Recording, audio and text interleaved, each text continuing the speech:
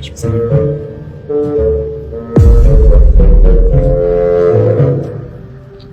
Sorry guys, मुझे नहीं पता था कि तुम लोगों में ऐसा कुछ रिचुअल होता है। हाँ, प्रे तो करना चाहिए। हम हमेशा खाने से पहले अल्लाह ताला से प्रे करते हैं। यस, रिचुअल नहीं स्पिरिचुअल। हम ही पहले भगवान को भोग ऑफर करते हैं और उसके बाद प्रे करके खाते हैं। लेकिन तुम्हारा भगवान यहाँ आके कैसे खा सकता है? जैसे वो तुम्हारी दुआ कानों से सुन सकता है, वो वैसे ही यहाँ पर आके खा भी सकता है। भगवान का फॉर्म पर्सनल है। अगर वो कानों से सुन सकते हैं तो मुंह से आके खा भी सकते हैं। उनके कान और मुंह दोनों है। शालिनी, तुम प्रे नहीं करती खाना खाने से पहले? नहीं, लेकिन मेरे चाचा ने एक बार कहा था कि हमको वो गॉड ऑफ फूड को और फार्मर्स को थैंक यू बोलना चाहिए। You mean Annapurna Devi? What? God of food. Yes, हमें उन्हें थैंक करना चाहिए और साथ में फार्मर्स को भी। But I believe in watering the roots. देखो, हम हमेशा क्रिएशन को तो अप्रिशिएट करते ही हैं, लेकिन हम क्रिएटर को ना अप्रिशिएट करना भूल जाते हैं। अभी सोचो, पानी ना हो, हवा ना हो, उपजाऊ मिट्टी या धरती माँ ना हो, तो फार्मर क्या कर लेगा? So I believe that we should be thanking the Creator, the Lord, who is providing us with all the basic necessities. Point.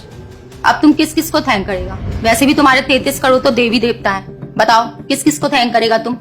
और शांति, तुम बताओ, तुम किस गॉड को मानता है? मैं ऐसे किसी गॉड को नहीं मानती, लेकिन I think Shiva is a big god. See, I am very sorry, but आपने अपने वो बड़े भगवान का स्टोरी तो सुना होगा ना, जहाँ वो अपनी मरी हुई वाइफ को शोल्डर पर लेकर पूरे इंडिया का चक्कर लगा रहा है। अब तुम मुझे बताओ, जो गॉड अपनी वाइफ के मरने पे ऐसे कॉमन मैन की तरह रोता है, वो गॉड हो सकता है क्या?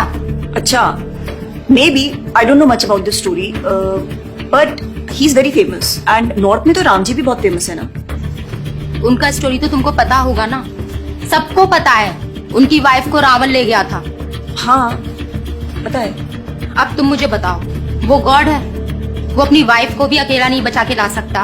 उसको अपनी वाइफ को बचाने के लिए भी वानर सेना की हेल्प चाहिए, और उस वानरों को भी तुम पूछता है। I am sorry. और गीता, तुम कृष्ण को मानती हो, और वो तो हर लड़की के साथ रासलीला करते रहते थे। ऐसा कैसा कैरेक्टर है गॉड का जिसे हर लड़की से प्यार हो जाता है? और वो खुद डर के अपना जन्मस्थान छोड़कर चले गए थे। गॉड को कभी डर लगता है क्या? और जिसे खुद डर लग रहा है, वो तुम लोगों की हेल्प कैसे करेगा?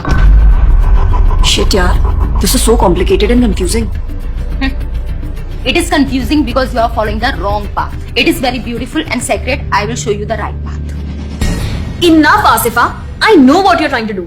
And Shalini, कुछ भी confusing नहीं है। You know what the problem is कि तुझे पता ही नहीं है, क्योंकि तूने आज तक शास्त्र ही नहीं पढ़े हैं। तो पता कैसे चलेगा कि क्या सही है और क्या गलत? जन्म कर्म च मे दिव्यम एवं योवेति तत्वतः त्यक्त्वा देहम पुनर्जन्म नैति मामेति सो अर्जुना। भगवान की लीलाओं को समझना इतना आसान नहीं है। उसके लिए शास्त्रों का अध्ययन करना पड़ता है, और वो भी एक प्रामाणिक गुरु के अंडर रह के उनकी शरण लेके। अब अगर तुमने शास्त्र पढ़े होते तो तुमको ये पता होता कि शिव जी ने जो इमोशंस उसमें दिखाए थे वो शोक नहीं, विरह था। विरह विरह दोनों सेम नहीं होते क्या? Let's start from the basics. शोक इज मटेरियल एंड विरह इज स्पिरिचुअल। शोक ना दुख की अनुभूति कराता है, whereas जो विरह है उसमें जो सेपरेशन की फीलिंग होती है ना, वो सुख का अनुभव कराती है। भगवान भगवत गीता में ना शोक करने वाले व्यक्ति को मूर्ख बताते हैं। गतासुम अगतासुमश्च नानुशोचन्ति Pandita. A wise man never laments for the living nor for the dead. Bhagavad Gita chapter 2 text 11। अपनों की मौत पे आंसू बहाना शोक है, लेकिन वही रामायण देखते देखते जो आंसू निकले ना, वो विरह है, विरह। और ऐसे विरह से हमारा भगवान के प्रति प्रेम बढ़ता है। तो जिस तरह से शिव जी ने विरह को दिखाया था, उसी तरह राम जी भी सीता मैया के जाने के बाद विरह में भटकते हुए रो रहे हैं। और यही नहीं, सीता देवी इतनी प्योर है ना कि उन्हें राम जी के अलावा कोई टच भी नहीं कर सकता था। रावण जिनको लेके गया था वो छाया सीता देवी थी। असली सीता देवी तो अग्नि में समा गई थी, और वो अग्नि परीक्षा के वक्त बाहर आई थी। और आसिफा, तू क्या बोल रही थी? भगवान राम को अपनी पत्नी को बचाने के लिए वानरों की मदद लेनी पड़ी थी। I mean, God is all powerful, right? हाँ, I mean, वो अकेले भी तो मार सकते थे ना। यार शालिनी, अगर तूने कभी रामायण पढ़ी होती तो तुझे पता होता, जब खर और दूषण आए थे अपने 15,000 ऐसे दानवों के साथ जो इंसान को खा जाते थे, उन सब के साथ राम जी ने अकेले बिना किसी की हेल्प के उन सबके चिथड़े उड़ा दिए थे। अब ऐसे राम के लिए रावण को मारना मुश्किल है क्या? हाँ, लेकिन बाद में वानरों की हेल्प क्यों ली? उनको अपनी सेवा में लगाने के लिए, उनकी ग्लोरीज बढ़ाने के लिए। अरे उन्होंने तो एक छोटी सी गिलहरी तक को अपनी सेवा में लगा लिया था। What? कभी पढ़ा हो तो पता हो ना। खैर, और हम हनुमान जी की पूजा इसीलिए करते हैं क्योंकि भगवान तक पहुंचने का रास्ता उनके भक्तों की सेवा है। जब भगवान देखते हैं कि मेरे भक्तों का गुणगान हो रहा है या कोई सेवा कर रहा है तो वो बहुत खुश होते हैं। जैसे मैं तेरी मॉम के सामने अगर तेरी तारीफ करूं तो वो खुश होती है ना। पॉइंट। इसी तरह भगवान हमसे खुश होते हैं जब हम उनके भक्तों की सेवा करते हैं, पूजा करते हैं। और रही बात 33 करोड़ देवी देवता की, आसिफा तो मुझे ये बताओ, what is your favourite genre in movies? Psychological thriller. और शालिनी तेरी? Romantic and comedy. एग्जैक्टली।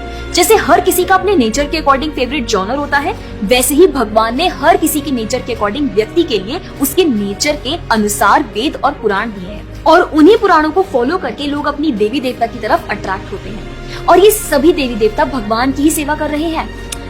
जैसे रोशनी के देवता सूर्यदेव, हवा के देवता वायुदेव, बारिश के देवता इंद्रदेव। जैसे एक सरकार चलाने के लिए इतनी सारी पोजीशंस होती हैं, वैसे ही इस पूरे ब्रह्मांड को चलाने के लिए अलग अलग देवी देवताओं की जरूरत पड़ती है। तो मतलब वो अपनी पोजीशन का मिसयूज करेंगे, किसी भी लड़की के साथ कुछ भी करेंगे, रास लीला करेंगे। Stop it Asifa, now you are crossing the line. तुझे पता ही क्या है कृष्ण के बारे में? जो लोग बोलते हैं कि कृष्ण करे तो रास लीला है, हम करे तो कैरेक्टर ढीला है, उनको बोलो पहले भागवतम पढ़ ले। ठीक रास लीला से पहले भगवान ने गोवर्धन उठाया था। उनको बोलो पहले जाके गोवर्धन पर्वत उठाए। पैदा होते ही पूतना को मारा था, बच्चे से एक मच्छर नहीं मारा जाता। When he was crawling, मुख में ब्रह्मांड दिखा दिया था। तू अपने मुंह में अपना ये हॉस्टल ही दिखा दे आसिफा।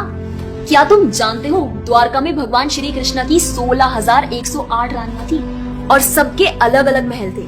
और हर एक महल में श्री कृष्ण सबके साथ होते थे एक ही समय पर। रोज सारी रानियां कृष्ण से खुश थी और उन सब की जरूरतें कृष्णा पूरी करते थे। क्या किसी नॉर्मल से इंसान के लिए ये सब संभव है? आज के टाइम पे तो एक ही नहीं संभलती, लेकिन उस टाइम सारी रानियां एक दूसरे के साथ खुश थी और उन्हें खुश कृष्ण रखते थे। क्यों? क्योंकि वो भगवान है। और रही बात ब्रज की गोपियों के साथ रास लीला करने की, तो इतना जान लो कि रास लीला के टाइम पर करोड़ों गोपियां थी और कृष्ण पूरे टाइम हर एक गोपी के साथ मौजूद थे और उनके साथ डांस कर रहे थे एक टाइम पे करोड़ों गोपियों के साथ। ये सब बहुत डीप लीला है और ये सब तभी पता चलेगी जब साधुओं के संग में रह के शास्त्रों को पढ़ा जाएगा। हवा में तीर चलाने से या सुनी सुनाई बातों पर यकीन करने से कुछ नहीं होने वाला। और रही बात अपने भक्तों को बचाने की, तो भगवान ने तो अपने भक्त परीक्षित महाराज को गर्भ में बचाया। 5 साल के प्रहलाद महाराज के लिए नरसिंह अवतार लेकर आए और उनको बचाया। यहाँ तक कि वो अपने गुरुदेव सांदीपनि मुनि के बेटे को मरने के बाद वापस लाए और उनको जिंदा किया। आई एम रियली इम्प्रेस्ड यार। हिंदू होते हुए भी मुझे फैक्ट्स पता ही नहीं थे। मेरे पेरेंट्स ने मुझे कभी इन सब चीजों के बारे में बताया ही नहीं। हाँ, पेरेंट्स की तो गलती है, लेकिन हम भी तो वही कर रहे हैं जो उन्होंने किया। We are not learning about our culture, not reading Ramayan, Mahabharat और भगवत गीता। आजकल तो ये सब कुछ रीड करना बहुत इजी भी है यार। Everything is available on our phones, and the problem is that we don't want to learn। और इसीलिए हमें कोई कुछ भी बोलता है और हम उसे मान लेते हैं और अपने बिलीफ को चेंज करने के लिए रेडी हो जाते हैं। एक्चुअली में पता है, किसी का हार्ट ट्रांसफॉर्म करना है तो प्यार से करो, ज्ञान से करो, पैसे और तलवार से नहीं। और अब बारी आपकी है। अगर आप भी चाहते हैं कि कोई एड़ा गेड़ा नत्थु गेड़ा अगर आपको कुछ भी ना बोल जाए, आपका बेवकूफ ना बनाए, तो जाइए और अपने कल्चर के बारे में जानिए, ग्रंथ पढ़िए और अपने बच्चों को भी पढ़ाइए। जाकर इस वीडियो को जितना हो सके उतना शेयर करिए ताकि कोई और लड़का या लड़की इस केरला स्टोरी का शिकार ना बने। और हाँ, इस वीडियो को लाइक करें और भक्ति टुडे चैनल को सब्सक्राइब करें।